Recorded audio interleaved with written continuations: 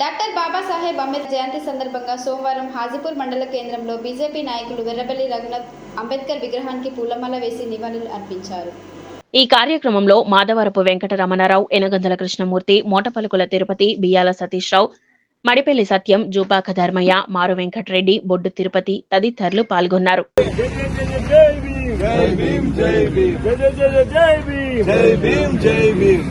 అంబేద్కర్ ఆశయాలను కొనసాగిద్దాం. అంబేద్కర్ ఆశయాలను కొనసాగిద్దాం.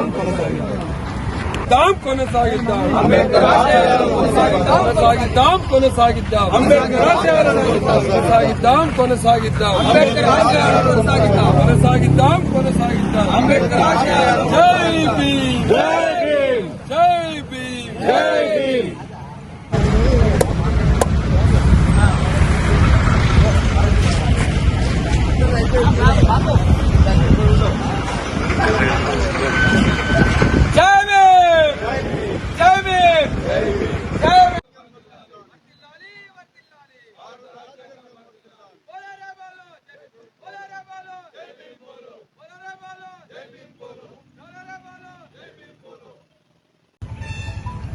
జై భీమ్.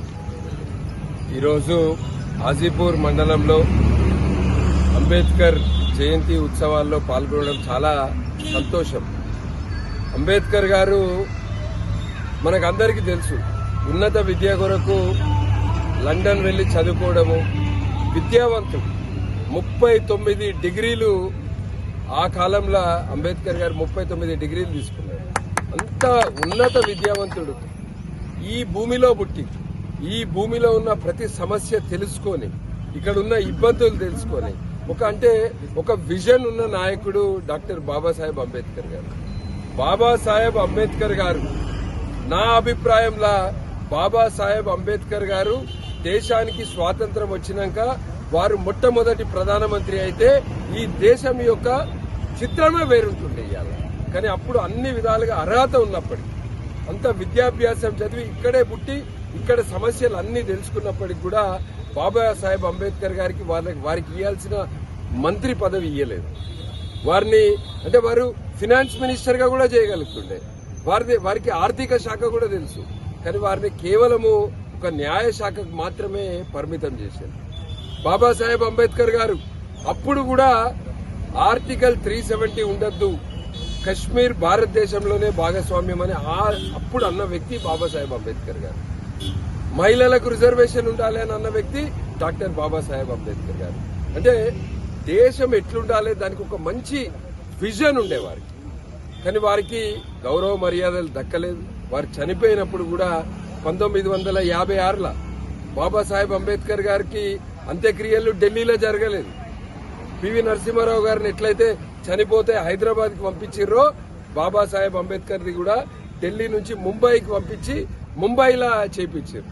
బాబాసాహెబ్ అంబేద్కర్ గారు 1956లో చనిపోతే 34 సంవత్సరాలు పట్టింది. 1990లో విపి సింగ్ గారు ప్రధానమంత్రి అయినాక వాజ్పేయి గారి చొరవతోటి వారికి భారతరత్న ఇచ్చారు.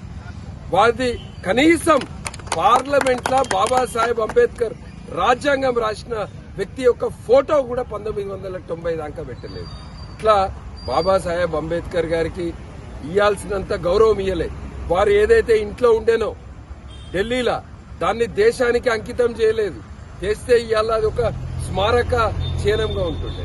ప్రధానమంత్రి నరేంద్ర మోదీ గారు అధికారంలోకి వచ్చినాక ఏప్రిల్ 14 నాడు సెలవు దినంగా ప్రకటించి ఈ రాజ్యాంగం యొక్క దివస్ ని సెలబ్రేట్ చేస్తూ, ఏదైతే బాబాసాహెబ్ అంబేద్కర్ గారు పుట్టిన చోట, వారు పెరిగిన చోట, ఎక్కడైతే వారు నాగ్పూర్ లా ఏదైతే బౌద్ధ మతానికి సంబంధించి తీసుకున్న చోట, ఇట్లా ఒక 5 ప్లేసెస్ లండన్ లా ఇవన్నీ గుర్తించి పంచతీర్థ, అంటే బాబాసాహెబ్ అంబేద్కర్ గారి జీవితానికి సంబంధించిన 5 ముఖ్యమైన స్థలాలను తీసుకొని ఇవాళ పంచతీర్థగా డెవలప్ చేయడం జరిగింది. ఈ రోజు మనం అందరం కూడా బాబాసాహెబ్ అంబేద్కర్ గారిని ఆదర్శంగా తీసుకొని వారు ఏదైతే కలలు కన్నారో వారి ఆశయాలను, ముఖ్యంగా నేను యువకులందరినీ కోరుతున్నాను, బాబాసాహెబ్ అంబేద్కర్ గారిని కేవలము ఎస్సీ వర్గానికి పరిమితం చేయొద్దు. ప్రతి ఒక్కరం అందరం బాబాసాహెబ్ అంబేద్కర్ ని మన హీరో లాగా చూడాలి.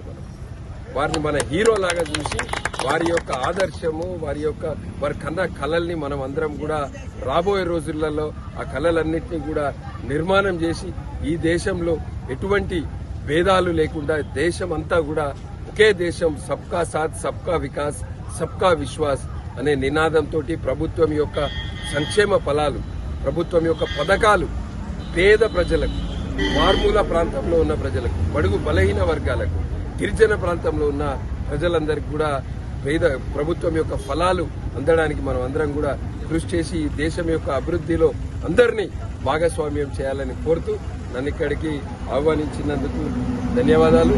అందరం ఒకసారి గట్టిగా జై భీమ్.